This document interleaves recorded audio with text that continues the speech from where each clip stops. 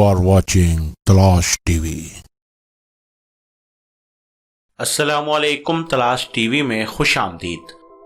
سدرا سعید بندیشا کی احسن سندو کی دعوت ولیمہ میں خصوصی شرکت۔ ظفر اقبال سندو، شیراز ملہی، محسن بھٹی مصطفیٰ صاحب کی جانب سے فقید المثال استقبال کیا گیا۔ نوبہاتہ جوڑے کے لیے نیک تمنائیں اور دلی مبارکباد تھی۔